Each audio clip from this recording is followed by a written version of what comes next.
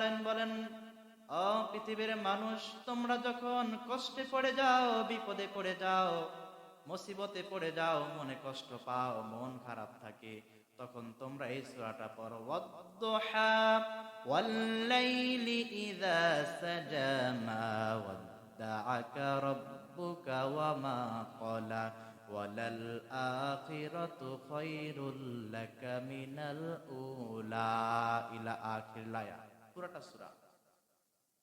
কষ্ট যখন পাবা, মন খারাপ থাকবে, এই সূরাটা পড়বে। এই দুইটা সূরা হচ্ছে অনুপ্রেরণাদায়ক। কারণ রব্বুল আলামিন বলেন, ফা ইন্না মাআল উসরি ইউসরা, কষ্টের পরেই আছে তোমাদের জন্য সুখ। কি? কষ্টের পরেই আছে তোমাদের জন্য সুখ, শান্তি। কষ্টের পরে মানুষের কি আসে? সুখ আসে না? একটা মানুষ কি সারা জীবন কষ্ট করে? শুরু অবস্থায় তো কষ্ট করে, শেষ জীবনে সে একটু শান্তি করে, আরাম করে। আর একটা সূরা হলো গোলাম, তোমার যখন মন খারাপ থাকবে, তখন তুমি আরেকটা সূরা পড়বা। 2 নম্বর সূরা হচ্ছে সূরাতুল ইনশিরাহ। আলাম নাশরাহ লাকা সাদরাক ওয়া ওয়াদানা আনকা উযরাক আল্লাযী আনকাযা যাহরাক ওয়া রাফা'না লাকা যিকরাক ফাইন্না মা'আল উসরি ইউসরা ইন্না মা'আল উসরি ইউসরা।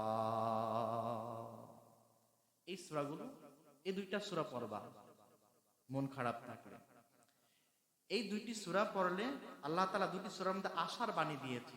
বান্দা, কষ্টে আছো, বিপদে পড়েছো, এই সূরাগুলো পড়ো। আচ্ছা, আমরা কয়দিন বিপদে পড়েছি? কয়দিন আমরা অসুস্থ ছিলাম? কয়দিন আমাদের মন খারাপ থাকে? কয়দিন না খেয়েছিলাম? মাসের মধ্যে অসুস্থ থাকি কয়দিন? বেশিরভাগ তো সুস্থ থাকি না? না খেয়ে কতদিন ছিলাম? ওই যে সুস্থ ছিল ওইটার হিসাব নাই, ওই যে অসুস্থ ছিল এটা খালি গণতাছে। এই সপ্তাহের মধ্যে আমি এতদিন অসুস্থ ছিলাম, ওইটা গণতেছে।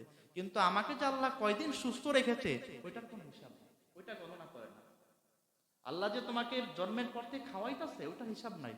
2 দিন না খেয়ে আছে, দেখবেন পুরো এলাকা ভাইরাল। পাইলাম না, নাই নাই নাই নাই নাই। রব্বুল আলামিন বলে, গোলাম, তোমার যখন দুঃখে পড়ে যাও, মন খারাপ থাকবে, তখন তুমি চিন্তার কোনো কারণ নাই। আল্লাহ বলেন, ইন্না মাআল উসরি ইউসরা, গোলাম দুঃখের পরে আছে তোমার জন্য সুখ। দুঃখের পরে আছে